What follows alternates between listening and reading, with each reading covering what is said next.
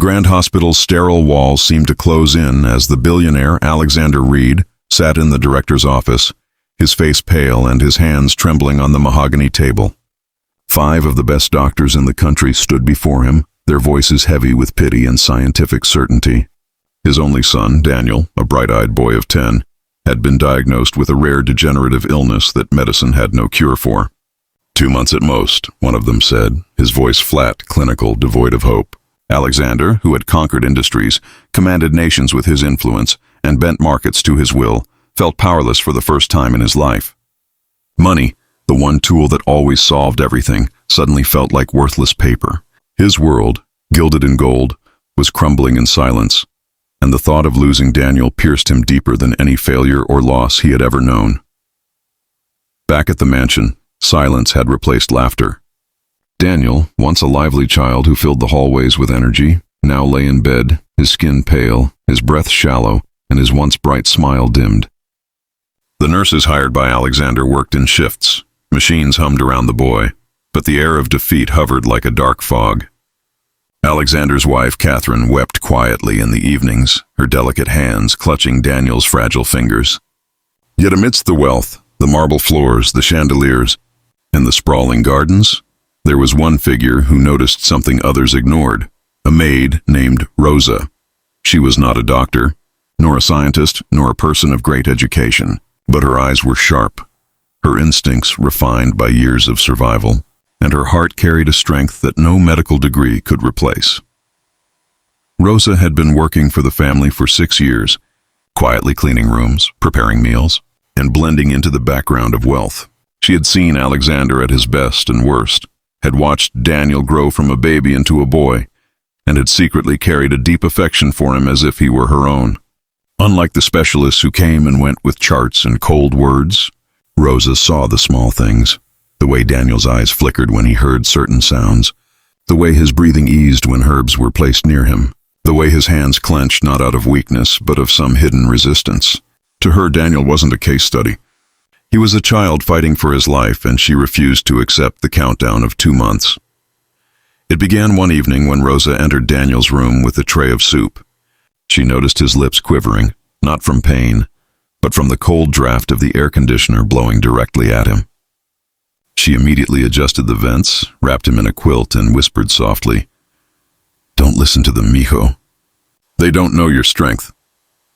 Daniel, weak as he was, smiled faintly at her words, the first smile in days. Rosa began to spend more time near his bedside, singing lullabies from her childhood, preparing teas from herbs her grandmother once used, and massaging his fragile limbs with oils she made herself. To the wealthy household, these acts seemed meaningless, almost superstitious, but Daniel responded. His breathing steadied. His eyes lingered longer on those around him, and he even whispered words instead of silence. Alexander first noticed this change one morning when he walked into his son's room and saw Daniel humming softly as Rosa sang. The boy's cheeks had a faint flush of color, a spark of life returning, something 5 doctors had told him was impossible. Confused and suspicious, Alexander demanded, "What are you doing to him?" Rosa, unafraid, simply replied, "I am listening to him. Not just his body, but his soul." The billionaire scoffed at her words, dismissing them as nonsense, yet deep down, a flicker of doubt rose inside him. Was it possible that the people with all the knowledge were wrong, and this simple maid, with her bare hands and her heart, had seen what they had missed? Days turned into weeks, and Daniel's improvement could no longer be ignored. The boy who was supposed to fade away began sitting up, speaking more, even laughing faintly when Rosa told him stories of her childhood in the mountains. Alexander ordered more tests, bringing in yet another wave of specialists, but each scan baffled them. Daniel's condition was stabilizing, inexplicably. The boy was living past the 2-month mark. "It must be a miracle," one doctor muttered, but Rosa knew better.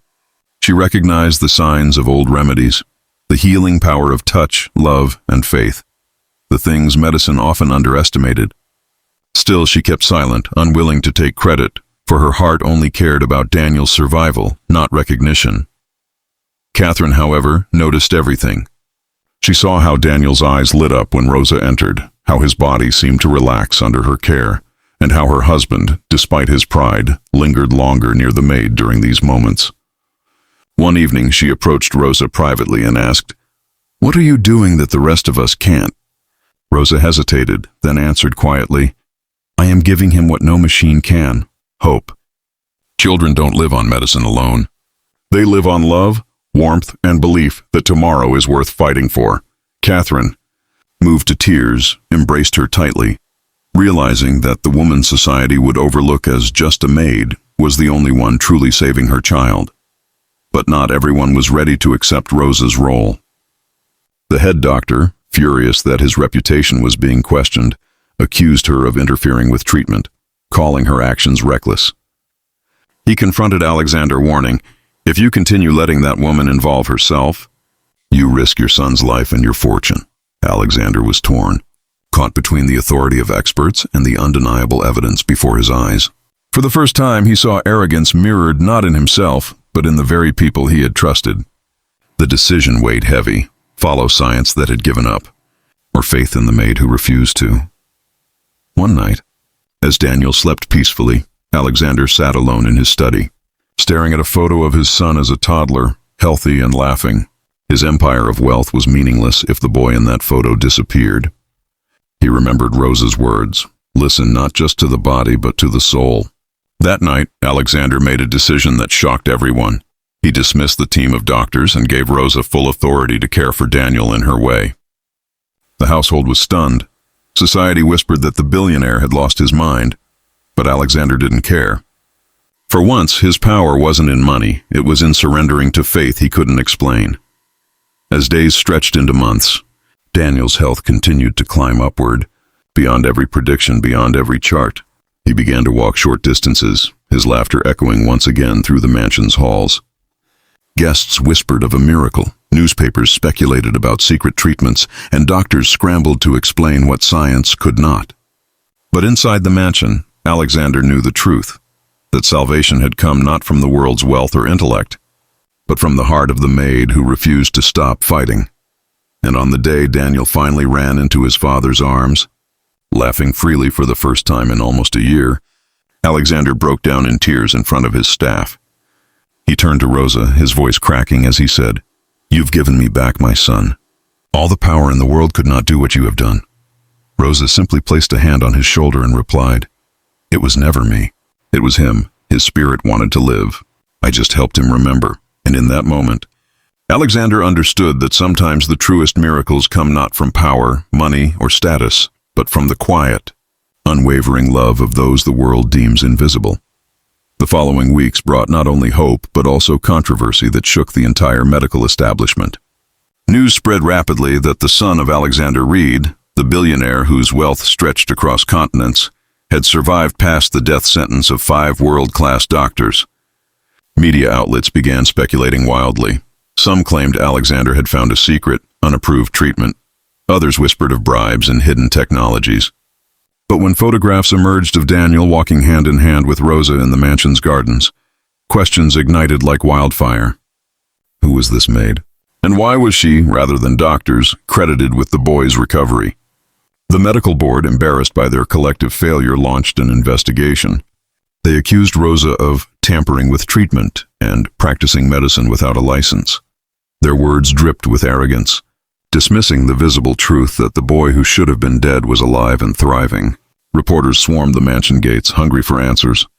Alexander stood before them one morning, his face firm, his voice clear. 5 doctors gave up on my son. She did not. And while they were counting the days left in his life, Rosa was counting the reasons to keep him alive. If you call that tampering, then perhaps the world needs more tampering. His words echoed across headlines, splitting the world between believers and skeptics. Inside the mansion, Daniel was blossoming, not only regaining strength but also forming a bond with Rosa that went beyond caretaker and child. He called her Mama Rosa, sometimes without realizing it, and every time Catherine's eyes welled with tears, not from jealousy but from gratitude, for she knew this woman had poured her very soul into her son's survival. Catherine began spending more time by Rosa's side, learning the remedies, the rituals, the ways she comforted Daniel. Slowly, the walls of class and wealth melted between them, leaving only 2 mothers, one by blood, one by heart, united in love for the same child. But the world outside wasn't ready for such simplicity. A panel of doctors demanded Alexander retract his statements and discredit Rosa publicly, warning that families might turn away from medicine if they believed in her methods. They feared losing their authority, their prestige, their control. But Alexander, who once bowed to no one, now stood taller than ever. "You wanted me to bury my son," he thundered at a press conference. She wanted me to believe he still had life. Tell me, who truly practiced medicine that day? You with your charts and death sentences, or her with her hands in hope? His defense became the spark of a revolution that no one had anticipated. Soon, families from around the world began seeking Rosa's help. Letters poured in, people camped outside the mansion, and desperate parents pleaded for her remedies, believing she carried a secret the world had forgotten. Rosa, humble and overwhelmed, insisted she had no magic, no cure-all. "I only listen," she told them softly. But Alexander saw in her the potential to change lives beyond their mansion walls. He offered her resources, laboratories, even a foundation in her name. At first, Rosa resisted, fearful that wealth and spotlight would corrupt the purity of what she carried. But Catherine clasped her hands one evening and whispered, "You saved one child. How many more could you save if you shared it?" And so, the Rosa Foundation for Hope and Healing was born, not as a hospital, but as a sanctuary where children written off by medicine could come to be treated as human beings, not statistics. It combined the best of medical care with Rosa's philosophy of emotional, spiritual, and holistic healing. At its heart was Daniel, now stronger than ever, who served as living proof that miracles were possible. Children played in its courtyards, not tethered to machines, but surrounded by laughter and love. And for once, the billionaire's fortune wasn't building empires of power. It was building bridges of compassion. But not everyone celebrated. Powerful pharmaceutical companies, fearful of losing profit if people turned toward simpler remedies, launched smear campaigns against Rosa. They accused her of fraud, superstition, even witchcraft. Lawsuits piled up, reporters dug into her past, twisting her humble origins into scandal. Alexander, however, shielded her with his wealth and influence, refusing to let greed destroy the woman who had restored his soul. Yet in the quiet of her room at night, Rosa sometimes cried, not for herself, but for the weight of carrying so many children's hopes on her shoulders. She prayed for strength, whispering, "God, let me never forget why I began."